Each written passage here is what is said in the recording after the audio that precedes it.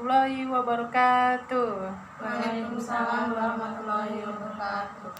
Ya, balik lagi nih di video presentasi kerja kelompok. Nah, kali ini temanya tentang mata kuliah perekonomian Indonesia.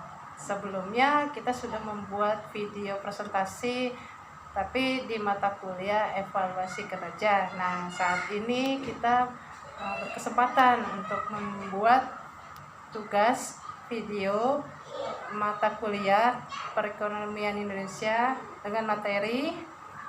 Kita memilih materi waktu itu yang dijelaskan oleh Ibu Juningsih SEMM yang itu tentang perdagangan internasional. Itu kalau nggak salah di pertemuan sesi 9. Kenapa kita mengangkat kembali presentasi ini? Karena kita ada ketertarikan untuk membahas contoh-contoh kasus apa sih yang ada di perdagangan internasional yang dialami Indonesia. Nah, pada kesempatan kali ini kita ingin membuat presentasi tentang perdagangan internasional. Sebelumnya, kelompok kami ingin berterima kasih kepada Ibu Juningsih selaku dosen perekonomian Indonesia STE Pertiwi yang sudah memberikan kesempatan kepada mahasiswa-mahasiswinya untuk membuat video untuk tugas UAS kami.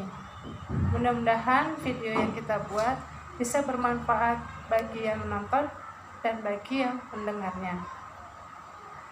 Sebelum kita mulai juga, alangkah baiknya kita perkenalan dulu nih. Kelompok saya terdiri dari 5 orang. Yang terdiri dari saya sendiri, Dian Anggraini, dengan nomor NIM 16120032 dari kelas reguler pagi.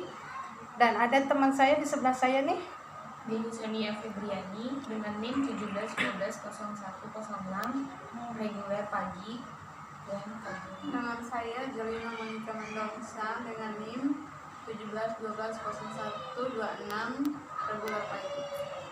Dengan nama saya Dunung Sulasmi dengan NIM 17120206 manajemen SDM reguler pagi. Dengan teman saya Nama saya Rafika Sari dengan NIM 19120252 reguler pagi manajemen. Oke, selanjutnya yang saya hormati pada Ibu Juningsih SEMM selaku dosen perekonomian Indonesia STE Pertiwi dan teman-teman mahasiswa-mahasiswi yang sedang menonton atau melihat video presentasi kami yang saya sayangi juga. Oke, selanjutnya langsung aja yuk kita masuk ke materinya yang nanti akan dijelaskan oleh teman saya Dunung Sulasmi. Waktu dan tempat saya persilakan. Oke, perdagangan internasional adalah proses tukar menukar atau jual beli barang atau jasa antar suatu negara dengan yang lainnya untuk memenuhi kebutuhan bersama dengan tujuan mendapatkan keuntungan. Setiap negara mempunyai keunggulan yaitu berupa sumber daya manusia, sumber daya alam, iptek, sosial budaya, dan ekonomi.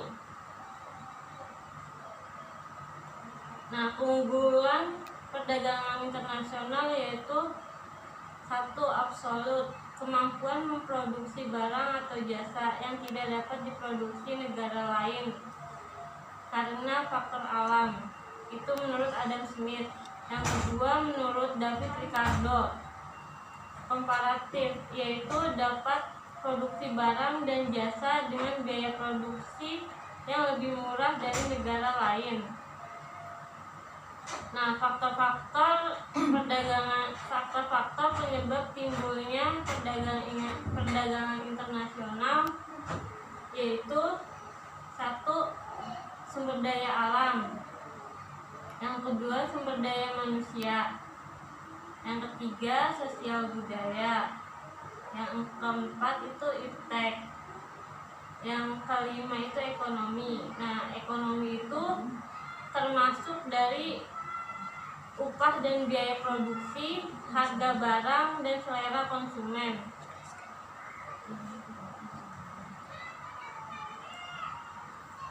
Nah,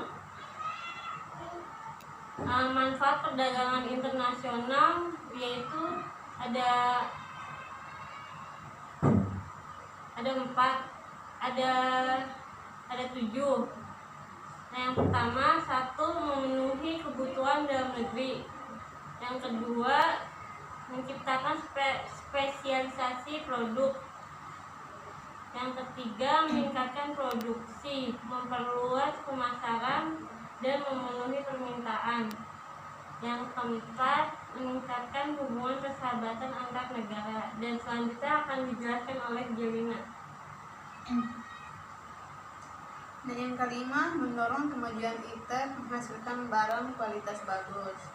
Yang keenam, mendorong pertumbuhan ekonomi, pemerataan pendapatan, penyerap tenaga kerja, dan stabilitas ekonomi. Yang ketujuh, menambah devisa, ekspor atau barang jasa dan biaya masuk impor. Yang berikutnya, hambatan perdagangan internasional.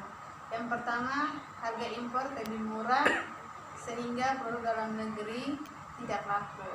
Yang kedua, adanya politik dumping atau kebijakan menjual produk di luar negeri lebih murah. Yang ketiga, biaya produksi di negara asal relatif lebih murah. Yang keempat, biaya masuk yang tinggi. 5, foto ekspor dan impor. Keenam, perbedaan mata uang antar negara. Ketujuh, kualitas sumber daya yang rendah. Perdagangan dalam negeri itu kegiatan berlangsung dalam wilayah satu negara, pembelian dan penjual dalam satu negara, alat pembayaran dalam mata uang yang sama, peraturan yang sama, prosedur yang mudah, tidak ada biaya masuk, biaya angkut lebih murah. Perdagangan luar negeri berlangsung dalam gaya antar negara, pembeli dan penjual terpisah oleh batas negara, alat pembayaran dalam mata uang asing atau devisa, peraturan yang berbeda, prosedur lebih rumit, ada biaya masuk, biaya angkut lebih mahal. Komoditas ekspor Indonesia berbagai negara. Itu ke negara Jepang, Amerika, Eropa, ASEAN, Australia, hasil tambang, hasil hutan, tanaman, budidaya, perikanan, laut, peternakan, garment, pesawat terbang. Komoditas impor Indonesia dari negara Jepang, Amerika, Eropa, ASEAN, Australia. Barang konsumsi, sandang, panggang, barang mewah, bahan baku, bahan kertas, koran, kapas, dan lain-lain. Barang-barang modal, berbagai mesin untuk di pabrik. Kerjasama untuk memperlancar perdagangan. Dampak kerjasama ekonomi regional dan internasional. Itu kerjasama untuk memperlancar perdagangan regional dan internasional. Yang kedua, bentuk kerjasama pengaturan perdagangan komoditi. Yang ketiga, bentuk kerjasama berbagai bidang. Selanjutnya akan dibacakan oleh teman saya, Dini. Kasus perdagangan. Ini masuk ke kasus ya? Iya. Oh ya, jadi itu sedikit ulasan materi tentang perdagangan internasional. Karena kan sebelumnya sudah dijelaskan oleh Ibu Juningsi tentang materi ini. Jadi kita sedikit mengulas kembali. Nah, saatnya kali ini kita mengulas contoh kasus yang ada di perdagangan internasional. Apa aja, maupun di Indonesia ataupun di luar negeri. Nah, teman saya Dini Sonia akan membawakan contoh kasus yang ada di negara Indonesia perdagangan internasional. Untuk Dini Sonia, saya persilakan. Kasus perdagangan internasional di Indonesia itu Indonesia kembali terlibat dalam pertikaian dagang dengan negara lain. Sengketa dagang ini harus diselesaikan di Badan Penyelesaian Sengketa Organisasi Perdagangan Dunia atau World Trade Organization atau WTO. Kasus perdagangan ini, Amerika Serikat resmi meminta WTO menjatuhkan sanksi sebanyak 350 US dollar atau sekitar 5 triliun terhadap Indonesia. Permintaan Amerika ini merupakan buntut dari kekalahan Indonesia pada sidang banding WTO November 2017. Dalam sidang ini, Indonesia dinilai bersalah karena menerapkan 18 hambatan dan tarif pada produk impor hortikultura dan hewan. Ini bukanlah kali pertama bagi Indonesia harus menelan kekalahan di WTO. Walau begitu, ternyata tak sedikit kasus yang akhirnya dimenangkan Indonesia. Berikut di antara beberapa kasus tersebut, ada 3 kasus sengketa dagang Indonesia yang berakhir di meja WTO. Yang pertama itu kasus mobil nasional timur dengan Jepang dan Uni Eropa. Yang kedua, kasus biodiesel dengan Uni Eropa. Ketiga, kasus kemasan rokok polos dengan Australia. Saya akan menjelaskan kasus mobil nasional timur dengan Jepang ini. Pada Juli 1996, permintaan resmi meluncurkan proyek mobil nasional bernama Timur melalui kerjasama dengan Kia Motors, produsen mobil asal Korea Selatan, karena berlabel mobil nasional dan masuk pajak barang mewah pada penjualan mobil ini dipangkas sehingga harganya menjadi separuh harga rata-rata mobil saat itu. Kebijakan Indonesia ini diprotes negara produsen mobil seperti Jepang dan Uni Eropa. Mereka menyeret Indonesia ke Badan Penyelesaian Sengketa WTO. Indonesia kalah dan WTO memutuskan agar Indonesia mencabut kebijakan diskriminatif tersebut. Selanjutnya, nasib mobil nasional timur bagi hilang di telan bumi. Yang kedua, kasus biodiesel dengan Uni Eropa. Pada Januari 2018, kasus Indonesia menang melawan Uni Eropa dalam kasus pengenaan biaya masuk anti-dumping atau BMAD produk diesel WTO, memenangkan 6 gugatan Indonesia atas Uni Eropa. Beberapa tahun sebelumnya, Uni Eropa memang menerapkan BMAD di angka 8,8% sampai 23,3%. Pada produk biodiesel asal Indonesia, kebijakan ini membuat nilai ekspor biodiesel ke Eropa bertekuk lutut dan terus mengalami penurunan sejak 2013. Kasus kemasan yang ketiga, kasus kemasan rokok polos dengan Australia. Pada Juni 2018, Indonesia kembali menelan kekalahan WTO dalam kasus kemasan rokok berdesain polos. Indonesia beserta negara produsen rokok lainnya, Kuba, Honduras, dan Republik Dominika menggugat kebijakan kemasan rokok yang diterapkan di Australia tersebut. Australia memang menerapkan kebijakan itu untuk pengendalian konsumsi rokok di negara mereka, tapi Indonesia dan 3 negara penggugat lainnya menilai kebijakan ini melanggar hak atas kekayaan intelektual dari produsen. Gugatan ditolak oleh WTO dan Australia menang. Dan selanjutnya,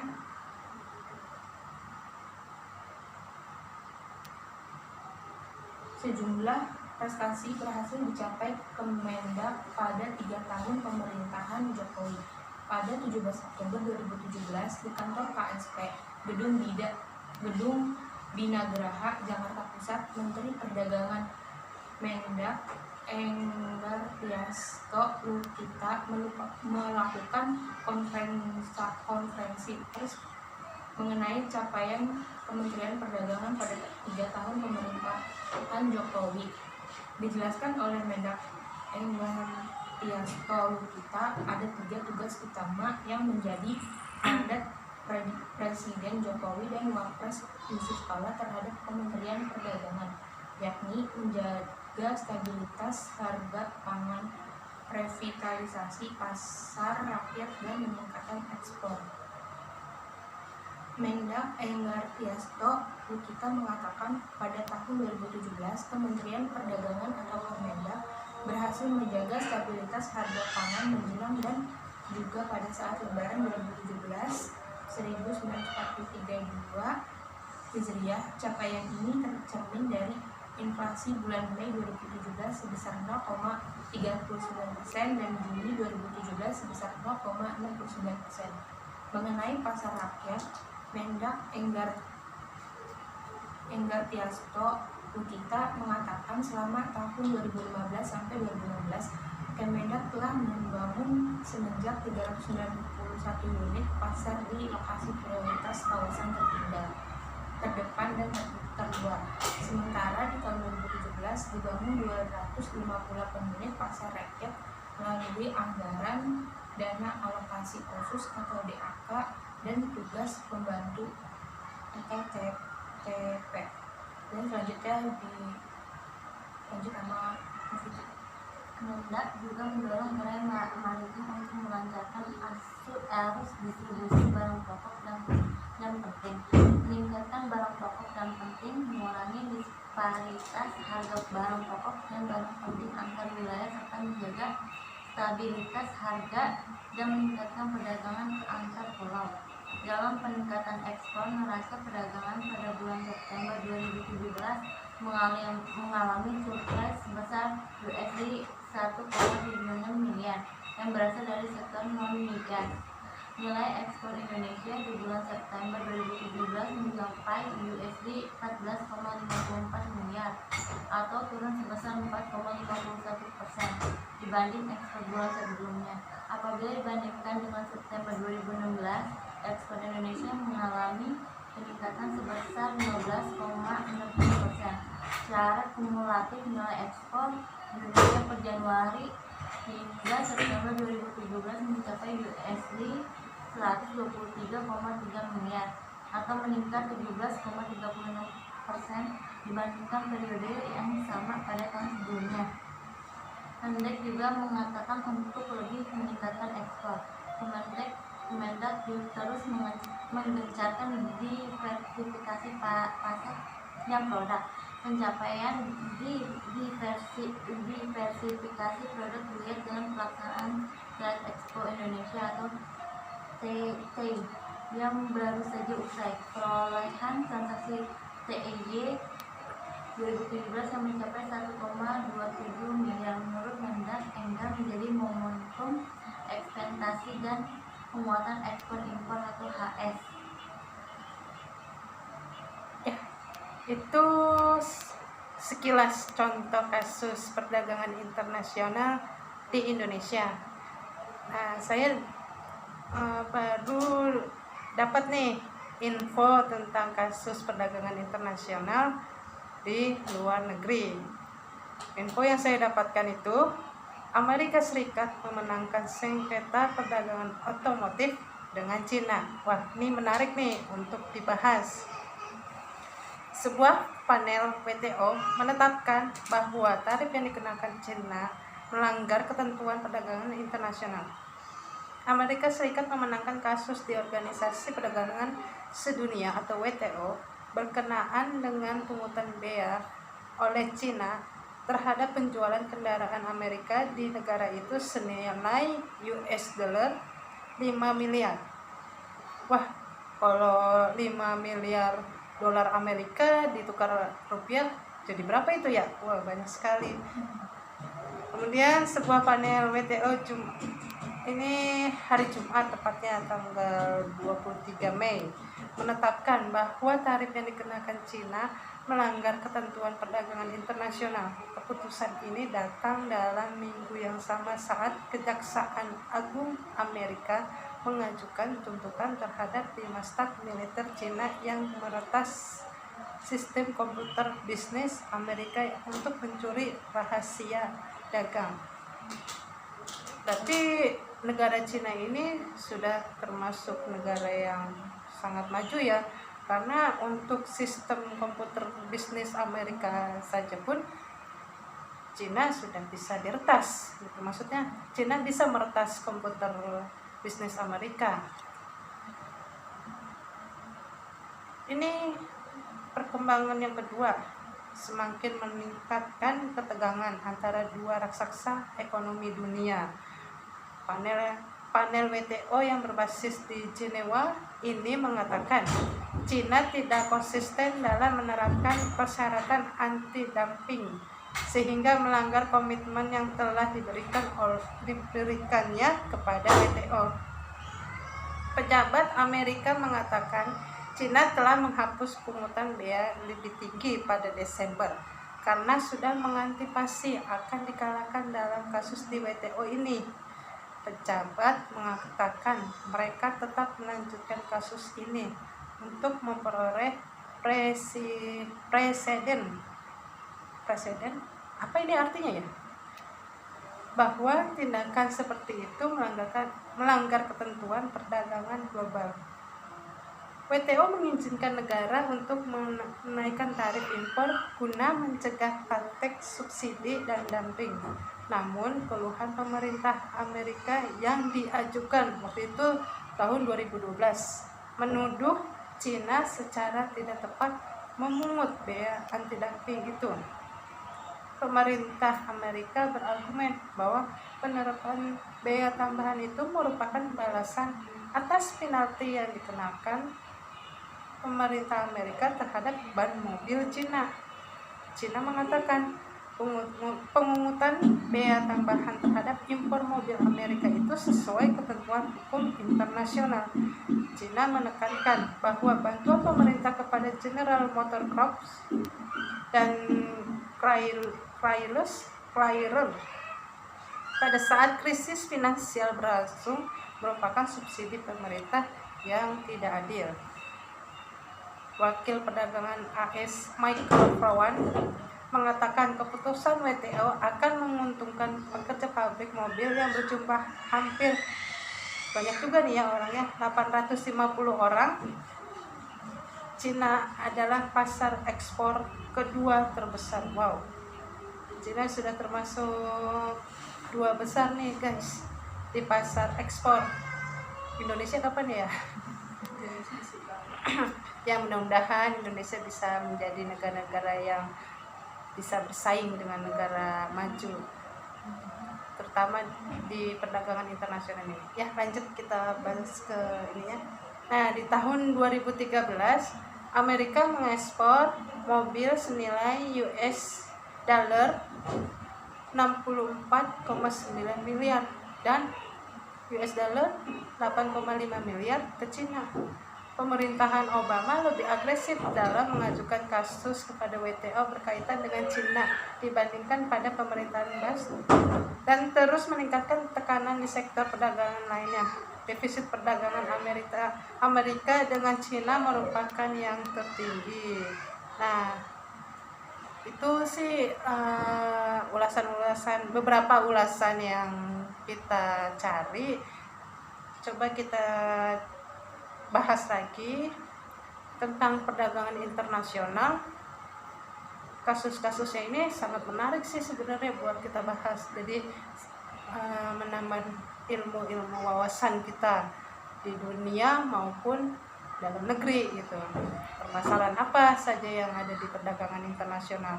Ternyata bukan hanya sekedar otomotif, bahan pangan, dan hewan pun juga dipermasalahkan gitu di perdagangan internasional ini. Nah, saya dapat lagi nih kasus perdagangan komodo libatkan sindikat internasional. Nah, ternyata hewan komodo ini pun juga masuk nih ke perdagangan sindikat internasional.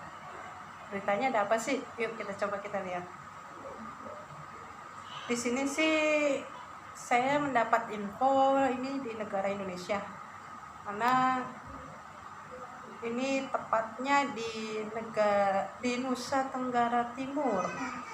Iya, di Nusa, ini beritanya bersumber di Antara.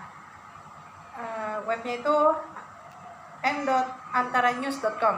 Saya dapat berita nih tentang perdagangan komodo. Mabes Polri menyebutkan kasus perdagangan ilegal komodo asal Nusa Tenggara Timur, NTT, di Jawa Timur, NTT, bukannya itu di mungkin ada kesalahan ya, diduga melibatkan sindikat internasional. Nah, menurut Mabes Polri Kombes Adi Karya Tobing di Jakarta, saat ini masih proses penyidikan. Tim akan bergerak ke NTT mencari penampungan satwa liar. Kalau sudah dapat pemburunya, dapat kita sidik ya, mudah-mudahan cepat ketemu ya, biar prosesnya cepat selesai. Saat ini polisi sudah menahan 7 tersangka. 5 diamankan oleh Polda Jawa Timur, sedangkan 2 orang lagi diamankan oleh Mabes Polri. Saat ini polisi juga sedang mencari orang-orang yang menjadi pemburu komodo di habitat asalnya di Flores, NTT. Berdasarkan keterangan dari tersangka, mereka perlu melakukan transaksi 41 ekor komodo dalam 3 tahun terakhir. Wow, banyak sekali ya. Kalau berlanjut terus, kemungkinan komodo di Indonesia akan bisa punah, karena kan setiap transaksinya itu 41 ekor komodo. Ia mengatakan para pelaku perdagangan tersebut melakukan transaksi menggunakan rekening bersama. Oleh sebab itu penyedia rekening bersama tersebut juga ikut ditahan karena dianggap turut membantu perdagangan ilegal satwa ini.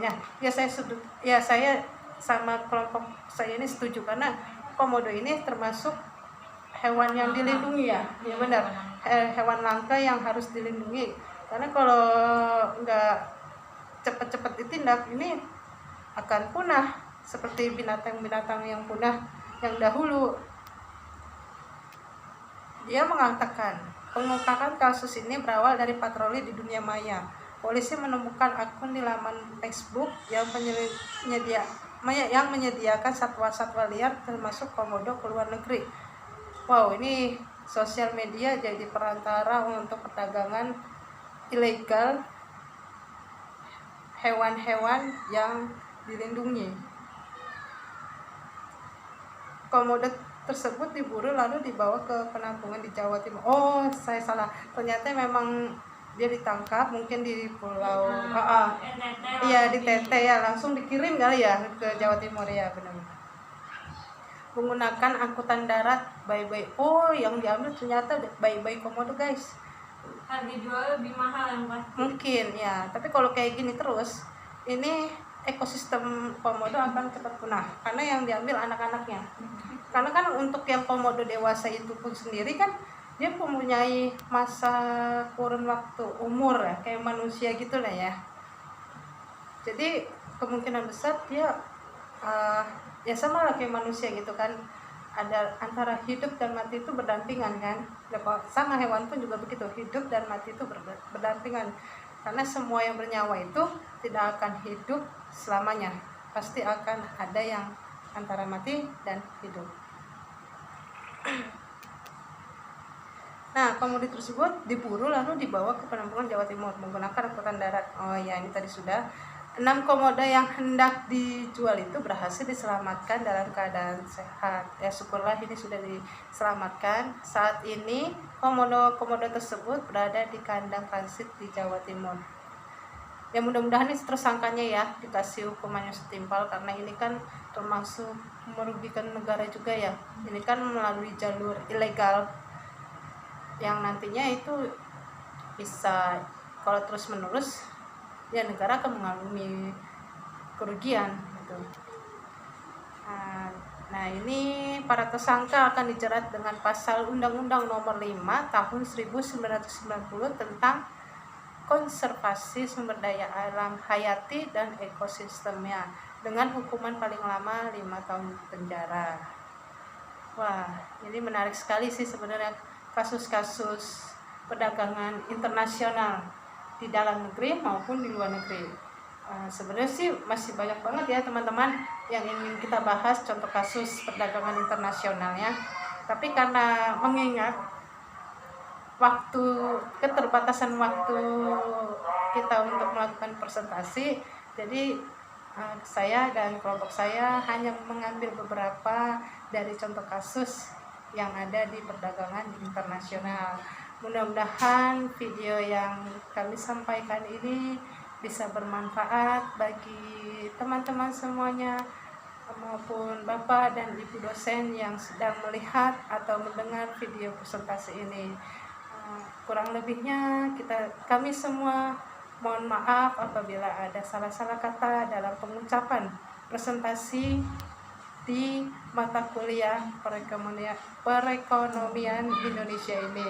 Kami senang sekali sih. Ini mungkin pertama kalinya kita membuat video presentasi, apalagi di masa pandemi corona ini kita jadi bersemangat sekali sih untuk mengerjakan tugas UAS ini, karena sebelumnya itu kita sudah coba untuk melakukannya di online, di aplikasi online, tapi ya itu banyak kendala yang harus kita hadapi.